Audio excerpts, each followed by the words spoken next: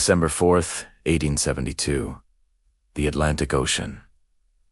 A cargo ship named De Gratia is sailing from New York to Genoa, Italy. Suddenly, the lookout spots something strange on the horizon. Another vessel, a brigantine, is drifting erratically, its sails torn and flapping in the wind. As they get closer, Captain David Morehouse feels a chill run down his spine.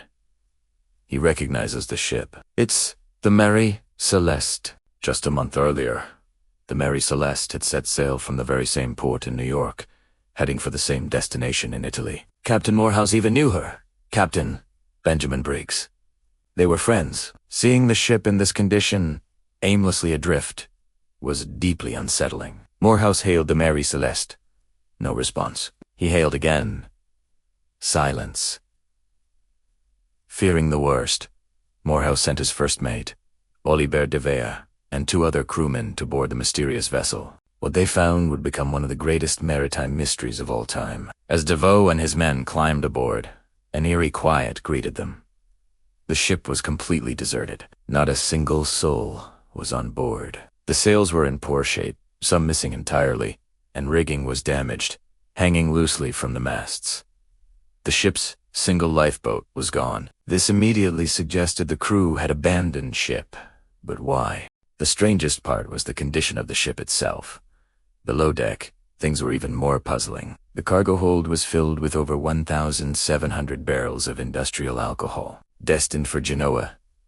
The cargo was largely intact, and there was no sign of a struggle or foul play. This ruled out the theory of pirates, who would have surely plundered the valuable alcohol. In the crew's quarters, their personal belongings were still there. Clothes were neatly folded, sea chests were packed, and pipes were left beside bunks, as if their owners had just stepped out for a moment. In the ship's galley, there was food on the stove, and the table was set for a meal that was never eaten. It was as if time had simply stopped for the crew of the Mary Celeste. In the captain's cabin, the scene was even more surreal. Captain Briggs's logbook was found on his desk. The last entry was dated November 25th, 10 days before the ship was discovered. The entry recorded the ship's position near the Azores Islands, but it gave no hint of any trouble or distress. Everything seemed normal. The ship's navigational instruments were missing, along with the ship's papers, but the captain's sword was still in his cabin, left behind. A child's toys were scattered on the floor of one cabin, a haunting reminder that Captain Briggs's wife, Sarah, and their 2-year-old daughter, Sophia, were also on board. What happened to the 10 people aboard the Mary Celeste? Why would they abandon a perfectly seaworthy ship in the middle of the Atlantic? The ship was not taking on water. In fact, when the De Gratia crew checked, they found it was in surprisingly good condition. There was plenty of food and fresh water on board, enough to last for 6 months. So, they didn't abandon ship due to starvation or thirst. The De Gratia crew sailed the ghost ship to Gibraltar, where a formal inquiry was launched. The authorities were immediately suspicious. How could a ship be found in such a state? They suspected foul play on the part of the De Gratia crew. The Attorney General leading the investigation was convinced that Captain Morehouse and his men had murdered the crew of the Mary Celeste to claim the salvage reward. He theorized they got the crew drunk on the industrial alcohol and then killed them. But the alcohol was undrinkable, and there was no evidence of violence or a struggle. The theory fell apart. Over the years, countless other theories have emerged, each trying to explain the unexplainable. One popular idea is that there was a mutiny. Perhaps the crew rose up against Captain Briggs. But Briggs was known as a fair and experienced captain. And again, where were the signs of a fight? There were none.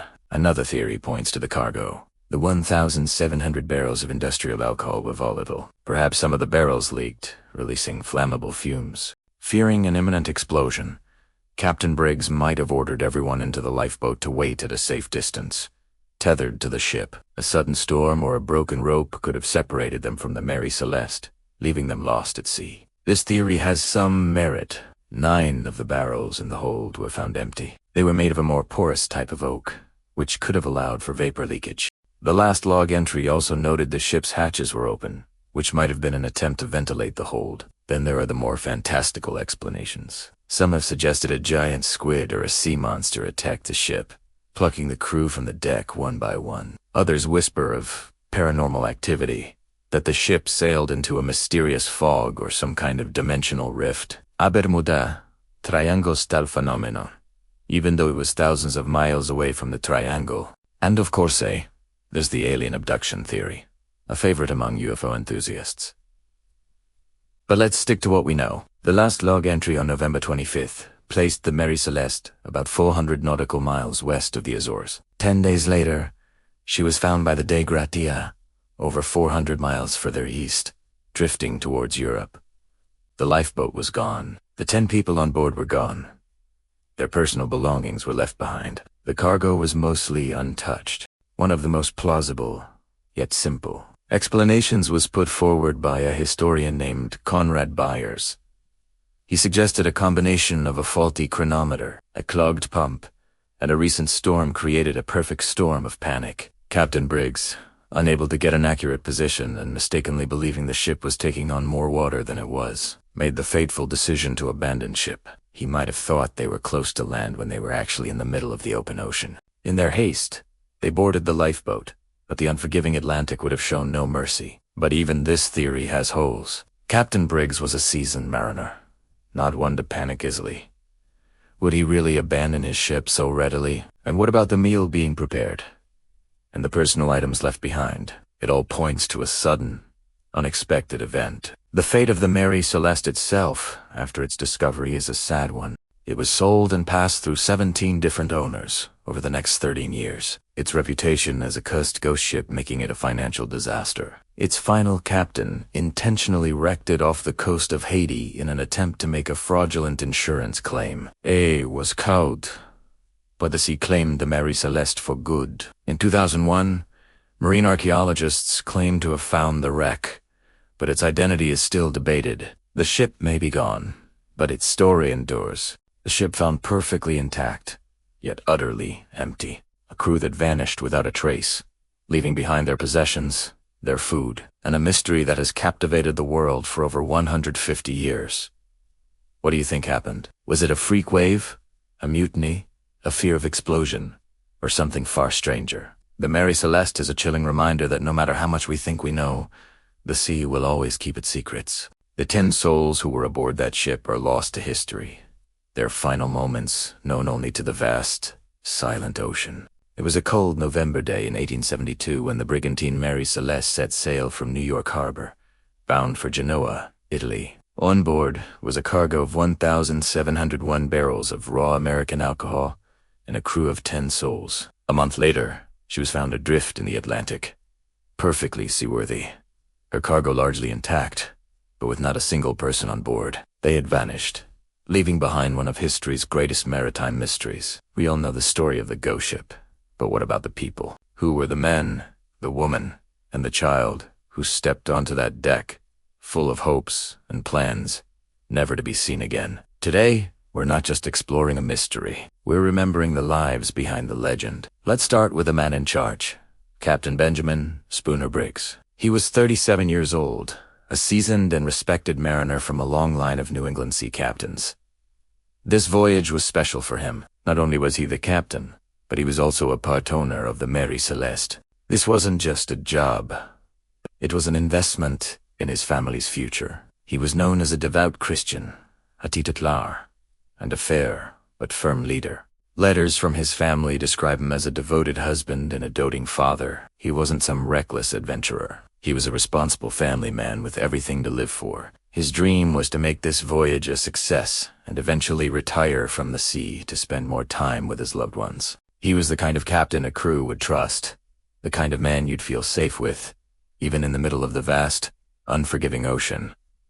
And he wasn't alone. Accompanying him was his wife, Sarah Elizabeth Briggs, and their 2-year-old daughter, Sophia Matilda.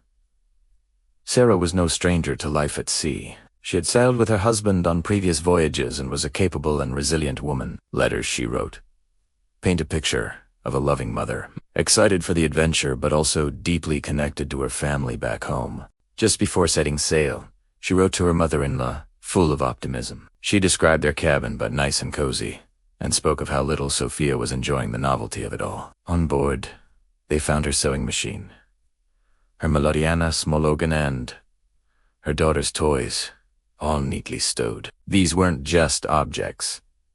They were the remnants of a home, a life being lived. Imagine Sarah playing the melodeon in the evenings, the sound drifting across the deck, a small bubble of domestic warmth in the vastness of the Atlantic, and little Sophia, a toddler exploring her floating playground, her laughter echoing in the salty air. Her presence makes the story infinitely more tragic. She was just a child, her life barely begun, swept up in this inexplicable event. The crew Captain Briggs assembled was small but experienced. The first mate was Albert G. Richardson. He was married and, like Briggs, had invested his life savings into the Mary Celeste, becoming a part owner. This voyage was his big chance to secure his financial future. He was highly recommended, a man Briggs trusted implicitly. He had a wife waiting for him back home, and you can imagine the conversations they must have had, planning for the life this voyage would afford them. He wasn't just a subordinate. He was a partner in this enterprise, equally invested in its safe and profitable conclusion. Then there was the second mate, Andrew Gilling, around 25 years old and of Danish descent. He was young but had good references. He was born in New York and was likely looking to climb the ranks, to make a name for himself in the maritime world. For a young man like Gilling, a transatlantic voyage under a respected captain like Briggs was a golden opportunity. Each successful trip was another step up the ladder, another story to tell, another entry in his seaman's book. The ship's steward and cook was Edward William Head. He was a newlywed, having just married a young woman in New York before signing on. He was the one who made the ship feel like a home, preparing meals for the captain's family and the crew. Think about that. He had just started a new life with his wife, and this job was the means to support her. His personal effects were found in his cabin, left behind as if he expected to return in a moment. He was the heart of the ship's daily life, the man who fed them, who provided comfort through a warm meal after a long, hard watch on deck. The rest of the crew were for German sailors.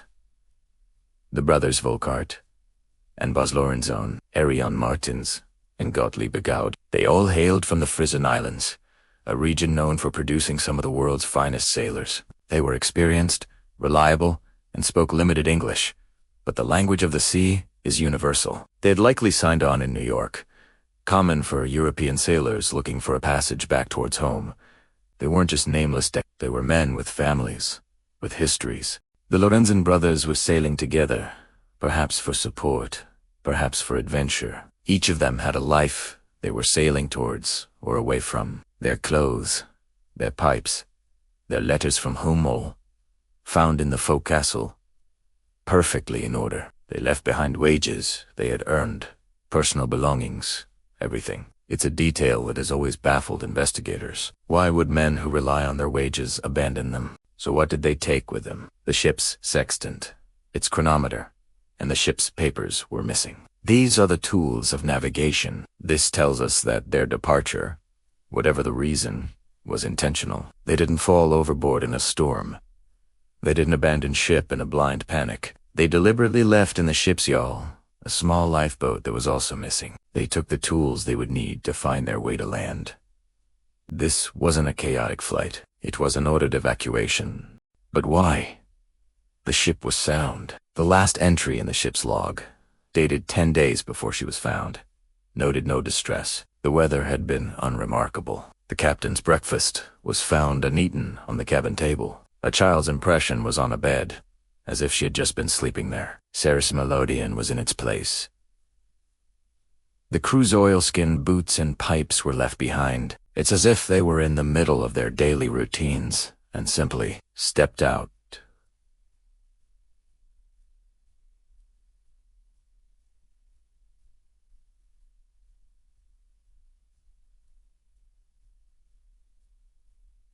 Existence. The theories are endless.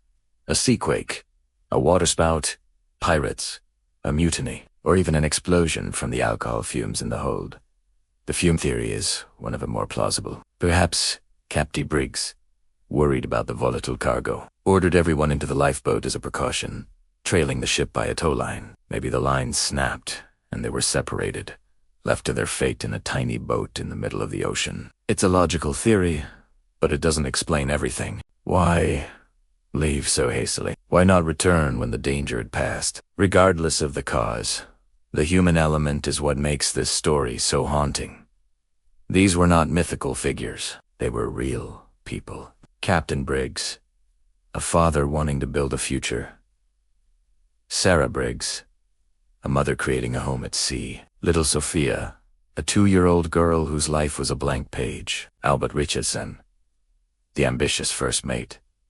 Edward Head, the newlywed cook. And the German sailors, far from home, just trying to earn a living.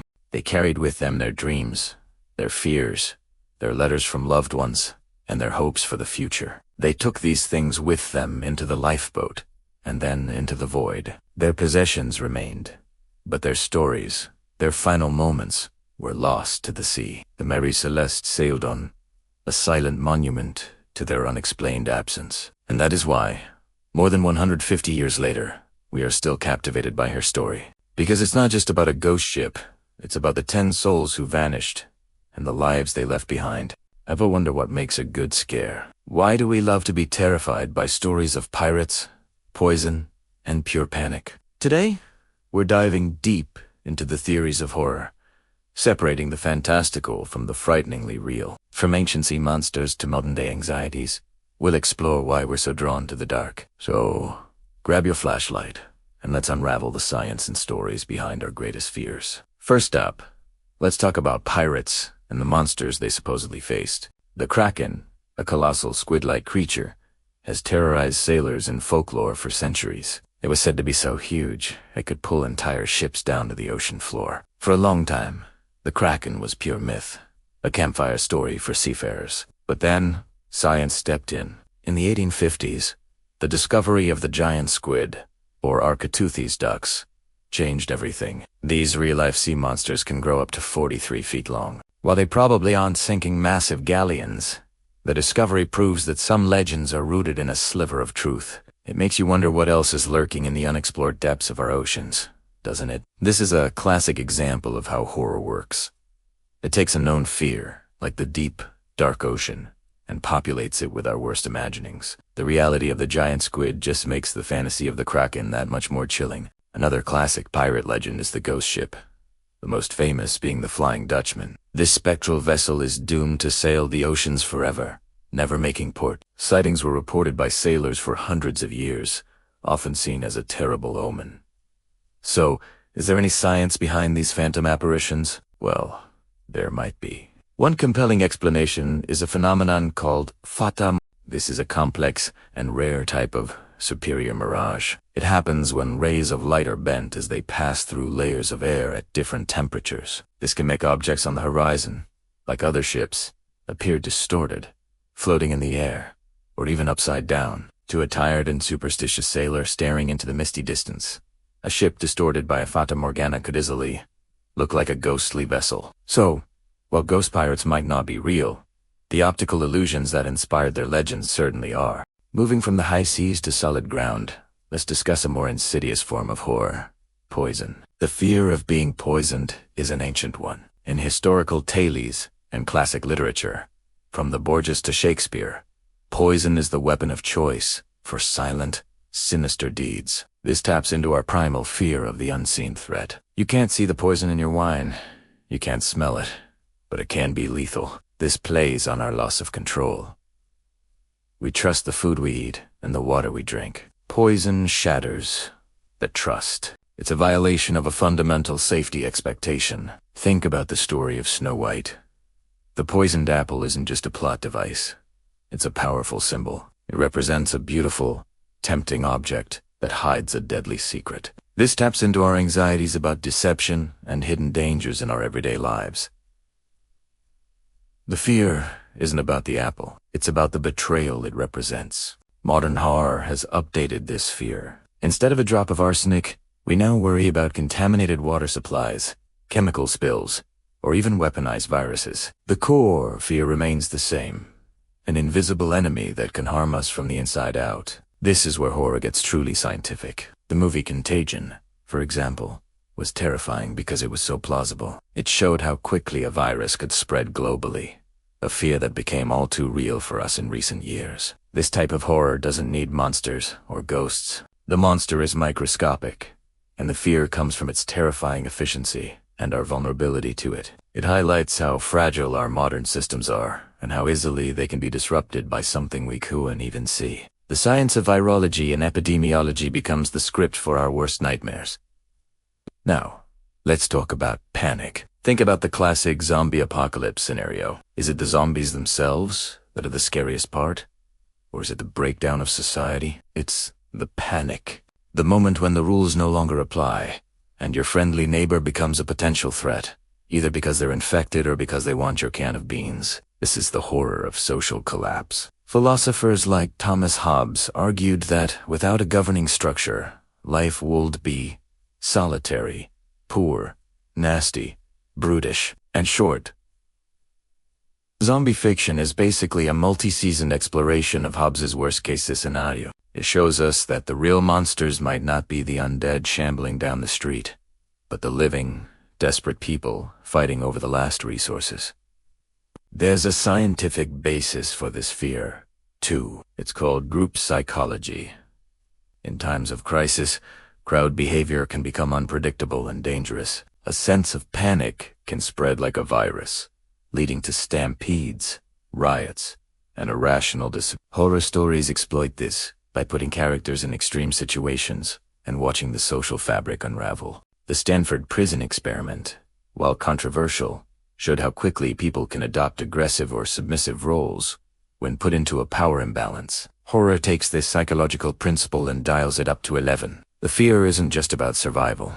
It's about losing your own humanity in the process. Would you be able to hold on to your morals when the world ends? That's the terrifying question at the heart of these stories. Finally, we arrive at the unthinkable, the cosmic horror. This is the realm of writers like H.P. Lovecraft.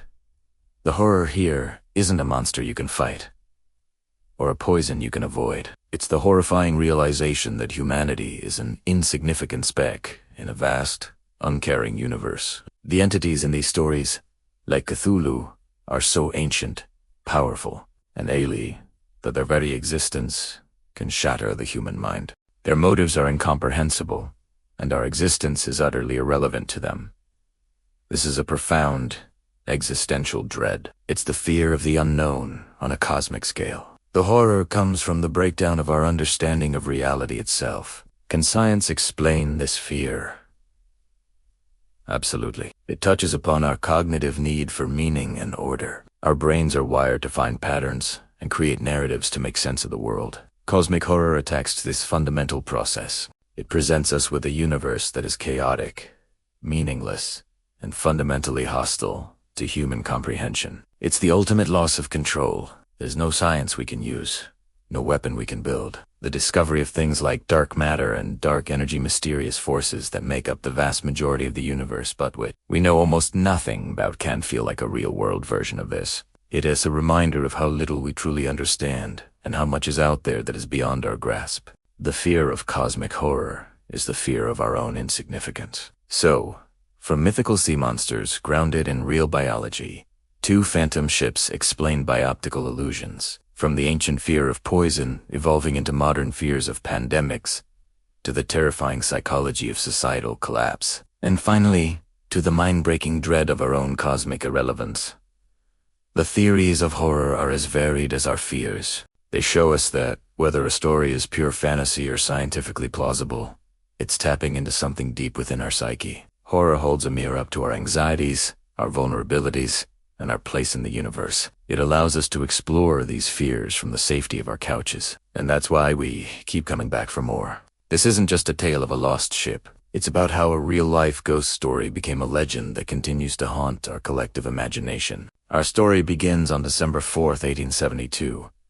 A British brigantine, named the Dei Gratia, was sailing through the choppy waters of the Atlantic, somewhere between the Azores and Portugal. Its crew spotted something strange on the horizon. Another ship, drifting aimlessly. It was sailing erratically, its sails slightly damaged, looking like a wounded bird struggling against the wind. As they drew closer, they recognized the vessel, the Mary Celeste. They allied it again and again, but the only answer was the sound of the wind and the creaking of the ship's timbers. There was an eerie silence where the hustle and bustle of a crew should have been. The captain of the DarkArchiveHistory, David Morehouse, knew something was wrong. He actually knew the captain of the Mary Celeste, Benjamin Briggs. They were friends. Concerned, he sent a boarding party over to investigate. What they found would puzzle the world for the next 150 years. The ship was deserted. Not a single soul was on board. But this wasn't the scene of a disaster. Not in the way you'd expect. The ship was in remarkably good condition. It was wet, with some water sloshing in the hold, but it was completely seaworthy. The crew's personal belongings were still in their quarters. At least valuables, including money and jewelry, were untouched. In the captain's cabin, they found his logbook, with the last entry dated 10 days prior, on November 25th. It mentioned no distress, no unusual events. It simply recorded the ship's position. The ship's cargo, over 1,700 barrels of industrial alcohol, was almost entirely intact. There was a 6-month supply of food and water on board. A sewing machine had a piece of clothing still under the needle, as if someone had just gotten up for a moment. A child's toys were found scattered in one of the cabins. It was as if the 10 people on board Captain Briggs, his wife Sarah, their 2-year-old daughter Sophia, and the 7-man crew had simply vanished into thin air. But there were a few strange clues. The ship's only lifeboat was missing. One of the 2 pumps had been A sounding rod, used to measure water in the hold, was found on the deck, and a rope was found tied to the ship, its frayed end trailing in the water. These few pieces of evidence only deepened the mystery. Why would an experienced captain like Briggs abandon a perfectly sound ship in the middle of the Atlantic? It just didn't make sense. The DarkArchiveHistory crew sailed the Mary Celeste to Gibraltar, and that's when the story exploded. The official inquiry was a mess. The Attorney General in charge, a man named Frederick Silly Flood, was convinced foul play was involved. He developed all sorts of wild theories. Mutiny. The crew got drunk on the industrial alcohol and murdered the Briggs family before escaping in the lifeboat. But the cargo was denatured alcohol. It was undrinkable. Another theory. Pirates. But again, nothing of value was taken. The evidence simply didn't support his suspicions. In the end, the court could find no proof of foul play, but they couldn't offer any explanation either. The crew of the DarkArchiveHistory were awarded a salvage fee, but it was much smaller than usual, a sign that the court still harbored suspicions about them. With no official answer, the public's imagination ran wild, and this is where the legend of the Mary Celeste truly began. People couldn't get enough of this story. Theories ranged from the plausible to the utterly fantastic. Was it a giant squid or a sea monster that attacked the ship, forcing the crew to flee? Did they stumble upon some floating island or get abducted by aliens? These were the kinds of stories whispered in pubs and printed in sensationalist newspapers. The lack of a clear explanation created a vacuum, and human nature loves to fill a vacuum with stories. The most significant boost to the Mary Celeste legend came from a surprising source. Sir Arthur Conan Doyle, the creator of Sherlock Holmes. In 1884, before he was famous for his detective, he wrote a short story called J. Habakkuk, Jephson's Statement. It was a fictionalized account of a ship called the Mary Celeste. In his version, a passenger, a fanatic consumed by hatred, systematically murdered the crew and captain before escaping. The story was a massive hit, published anonymously at first, and many readers believed it to be a true account. Doyle took artistic liberties. He changed the name, the timeline, and invented characters and events. He described meals left and eaten on the table and teacups still warm, details that were completely fabricated but became cemented in the public mind as fact. Conan Doyle's story transformed the Mary Celeste from a maritime incident into a modern myth. It was the perfect ghost story, made all the more terrifying because its origins were real. From that point on, the Mary Celeste was unstoppable. It became the blueprint for every ghost ship story that followed. It inspired countless books, articles, documentaries, and even movies and TV shows. Think about any story you've seen about a mysteriously abandoned vessel. From The Twilight Zone to episodes of Doctor Who, the shadow of the Mary Celeste looms large over all of them. It tapped into a deep, primal fear, the fear of the unknown, of disappearing without a trace, of the vast, indifferent power of the ocean. So, after all this time, do we have any answers? Historians and researchers have continued to pick apart the evidence, and a few leading theories have emerged. One of the most credible is the leaky barrels theory. The cargo was industrial alcohol, which is highly volatile. The idea is that some of the barrels may have leaked, releasing flammable vapor into the hold. Fearing an imminent explosion, a sort of ticking time bomb scenario, Captain Briggs may have ordered everyone into the lifeboat as a precaution. He might have tied the lifeboat to the ship with that rope found trailing in the water,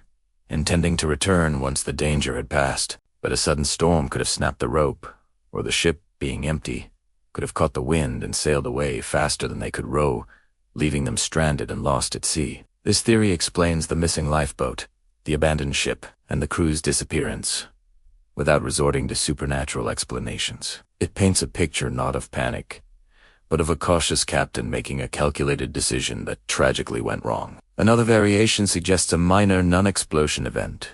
The buildup of alcohol fumes in the hold could have blown off the main hatch with a loud bang, but without causing a major fire. This might have looked and sounded like the start of a catastrophic explosion, spooking the crew into abandoning ship immediately. This would also align with the clues we have. But here's the thing. No single theory perfectly fits all the facts, and that's precisely why the mystery endures. The Mary Celeste isn't just a historical puzzle. It's a story that we, the audience, get to participate in. We can weigh the evidence, consider the theories, and come to our own conclusions. It challenges our desire for neat, tidy endings. In a world where we can Google the answer to almost anything, the Mary Celeste reminds us that some questions might never be answered. It forces us to confront the idea of uncertainty. The legacy of the Mary Celeste is not in the what, but in the why. Why did they leave?